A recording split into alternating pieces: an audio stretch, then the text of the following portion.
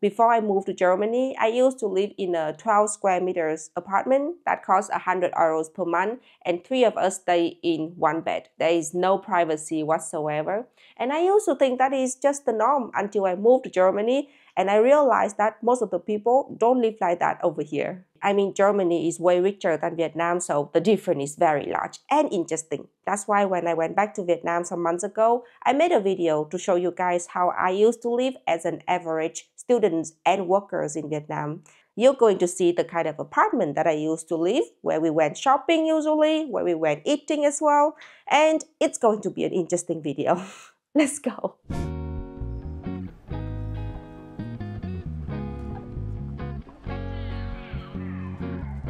This is where I used to live.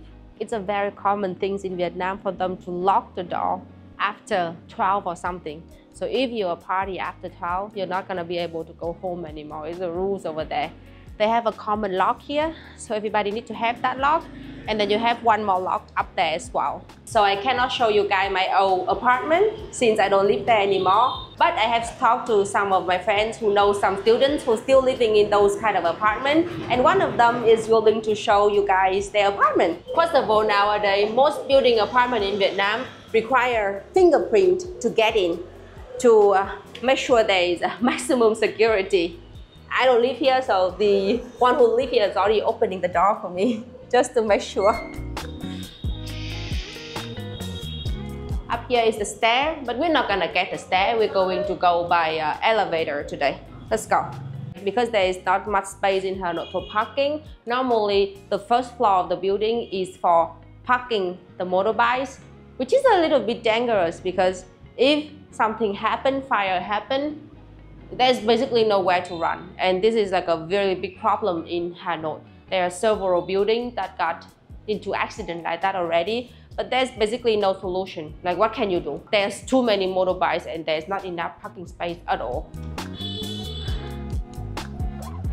Here, and yep, this is the elevator. We're going up there, and I'm gonna show you the room.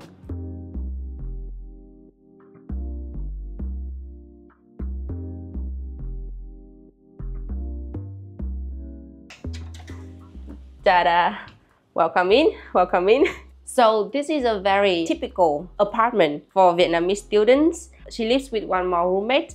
It's around 35 square meters. Pretty small for 35 square meters. Over here they have a bathroom, literally as big as the bathroom I have in Vietnam. So basically you have a toilet here and you shower right here. So when you shower, everything is completely wet. But I think it's a very decent bathroom here. It's a clean one. It's not moldy at all. In Germany, when you move into a rented apartment, basically there is nothing in there but empty floor.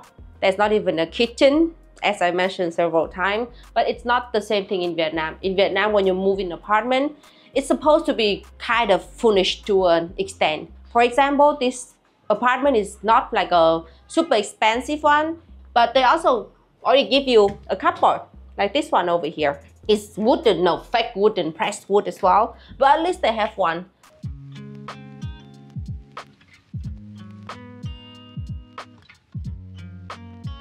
They have like a kitchen area here as well. My old room doesn't have a kitchen, so we have to cook in the hallway, which is super crazy. Like the sink is here already. In Germany, it's not even there, okay? You have to build it by yourself. I still remember the day when I bring German boyfriend to visit my apartment, and he was completely shocked and flabbergasted by how small it is and how poor it is. This one is like a decent one. My one is super rundown, moldy, dirty as well, because it's cheaper, right? But I wasn't ashamed or something. I was feeling okay with that because it was an experience that most of the students in Vietnam who doesn't have a lot of money have to go through. Also, it helps him to appreciate his life a lot as well. That is a very, very cute carpet she has there. Is that like a tiny fan? Còn nhà em đây á?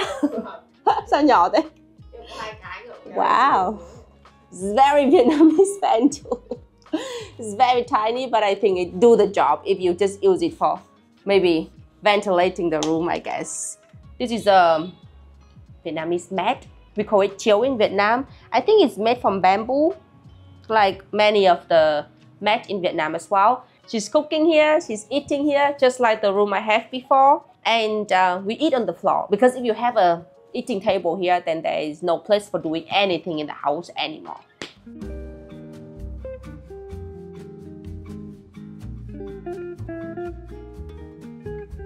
So she paid 140 euros per month for this room. There's 2 people, so every month she pays around 70 euros. That is not including the cost of water, electricity, and room cleaning. Not this room, but like building cleaning. She has to clean the room, but the building, there is someone cleaning it and elevator maintaining. So it is around 180 euros for the whole room and all of the service. Over here is, they have a balcony, which is rare in Vietnam. But the problem is all of the streets in Vietnam are super noisy, so I don't know if this is a good thing. I bet it's pretty hard to sleep here at night. We have excellent view of the neighbor over here. When I was renting the room, when I first moved there was no AC for 2 or 3 years or something like that. It was so freaking hot. Nowadays, almost everywhere have AC when you rent it, because Hanoi is crazily hot in the summer. I was living in a room which is smaller than this one with 2 more girls. And our biggest fight is always, should we turn on the AC or not? Because when we turn on the AC, it costs money. And because we were broke, we cannot even afford to put on the AC that often. That was a rough time, I have to say, damn. This is a very typical Vietnamese cupboard for students because it's crazily cheap. I think it's less than 10 euros. Basically, they just like some wooden thingy thing that is lining up there for a skeleton, and then they have a very flimsy, I don't even know what this is, just to cover it, to keep it some privacy.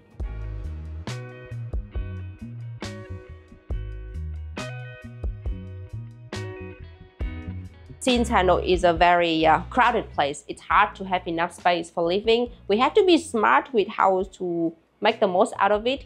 This design is very popular in a renting house in Hanoi. Basically, they have this floor here for you to live and cook and eat and study, and this floor is for sleeping. You just need to climb up here, and if you want to go to the toilet in the middle of the night, it's always a hassle going down, and you have to be careful because this kind of stair is made from metal and they are very slippery. She has so many flushes here. It's really, really cute. Let me see if I can stand up straight. You have to crawl or do this all the time, otherwise you're gonna hurt yourself for sure. But I mean, it's pretty private though. Pretty good place for sleeping. I would rather have this than compared to what I have in my old apartment. 3 of us were staying in the same bed, which is big like this, and the space is super small. So whatever we do, everybody can see. We have no privacy at all. The only lucky part is that we were best friends, so wasn't that bad. Because we know a lot of people who lives in the same apartment. So almost every week we are sitting over here, making pot, and then we just playing game with each other. We would go out in the evening, having a walk, doing sport. It's like a whole community of 10 people or something. I would say, at least from my experience, it is not like a super common thing to stay inside all the time. There's a lot of things to do, especially in big cities like this. So although it was a bit rough, I must say, at that time, it was still a very, very nice time. And I made friends for life.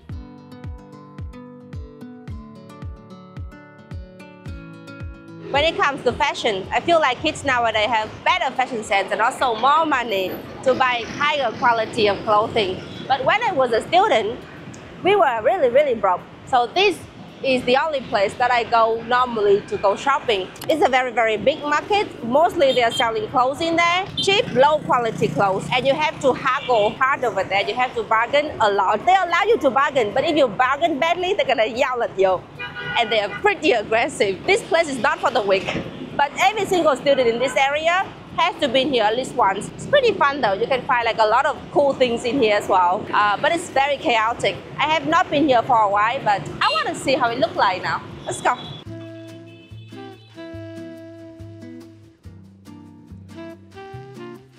Cho em gửi tiền chị ơi.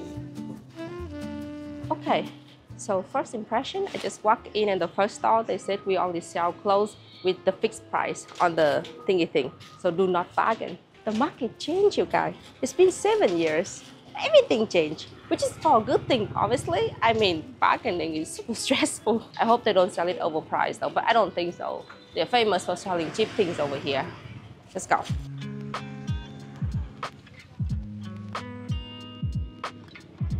Maybe I should buy some cute pajama here.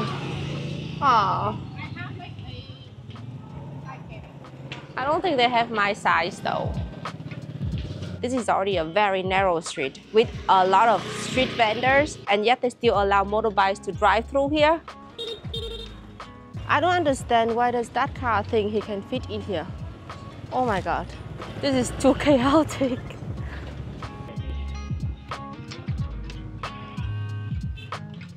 Cái này là mũ em bé hay là mũ người lớn đấy ạ?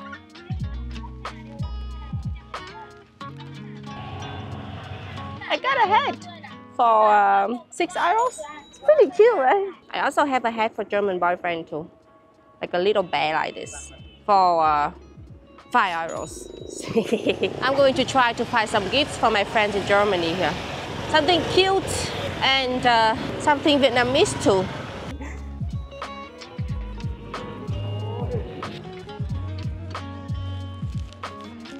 So I hope you guys get the vibe of this market. I mean, it's a cheap place, so they try to make the most out of the space. It's not a fancy place for buying clothes. Most of the time, it's pretty hard to try clothes on as well. You just like to see if it fits you. As a working adult, I wouldn't choose to come here to buy clothes anymore because I would like to have air conditioning and a proper fitting place. But if you're a student and it's cheap here, have fun. I have to get out of here. It's a bit too much here and it's pretty hot. So let's go to the next place then.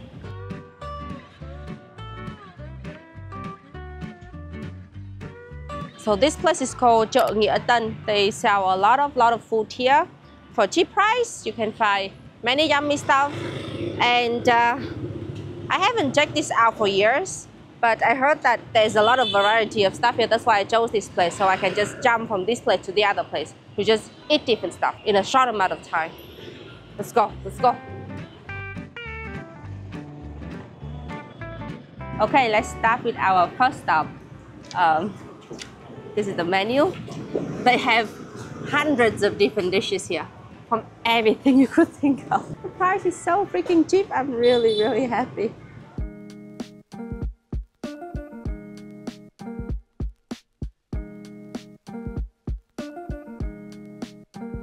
These are super authentic Vietnamese snack.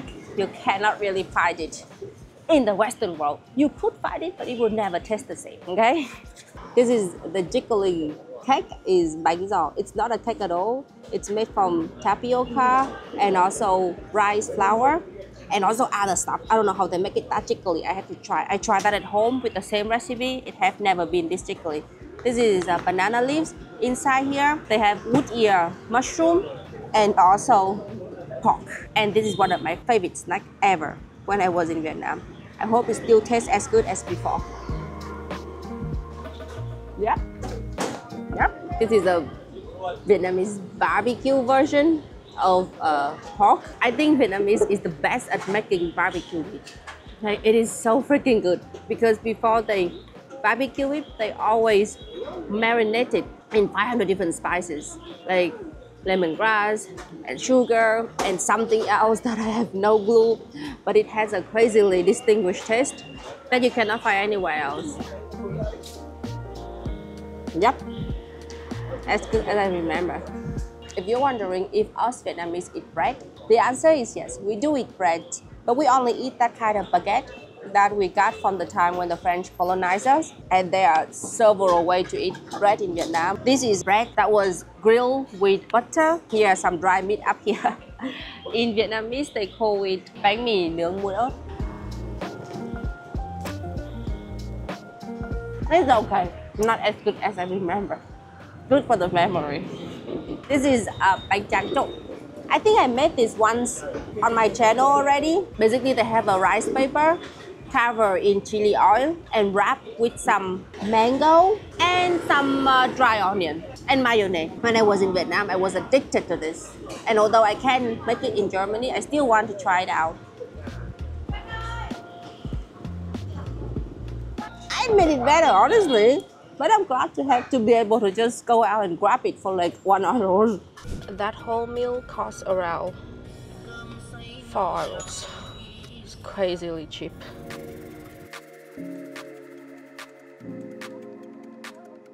Although I live here for 7 years, it's really hard to get used to the amount of noisiness in restaurants normally. Anyway, I am in a pig intestine restaurant. I mean, it sounds scary, but it's not. It's one of my favorite food somehow. Pig intestine is a very popular thing to eat in Vietnam. Basically, kind of like a side dish and also like a snack, I would say. Normally we boil them, we cook them with porridge and things like that. I also ordered some fried tofu too because Vietnamese make the best fried tofu, hands down. I learned this tip from my sister. Always clean your chopstick in public with lime to disinfect it. This is rotten shrimp paste and to eat it, normally we put some lime in it first and then we mix them. It's a very distinguished kind of paste of Vietnam that I don't see anywhere else. We normally use them to eat with deep fried tofu or pig intestine. I have been dreaming about this when I was in Germany. You cannot really make deep fried tofu in Germany as good as this. I don't know how. I tried so many times. Hanoi is the best place on earth to eat deep fried tofu. Come here and try it.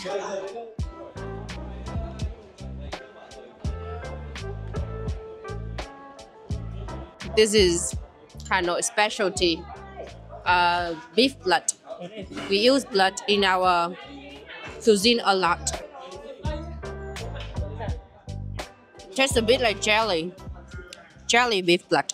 And over here is my lovely pig intestine. They have like a tiny candles down here to keep it warm all the time. I don't know if you guys can see it. It's really, really smart.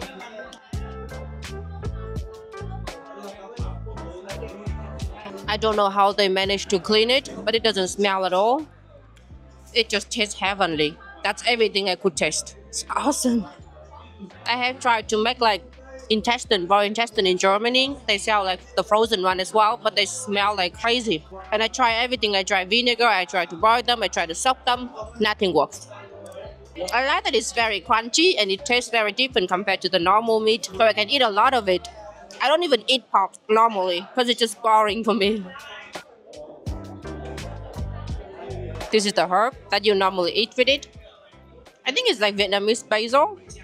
It's perfect for eating with this. I don't know how Vietnamese is very good at finding a herb that fits with the soup that they are cooking.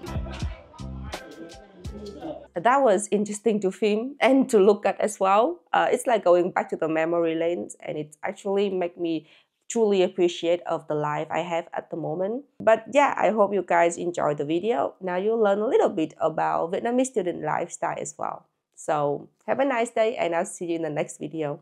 Bye bye.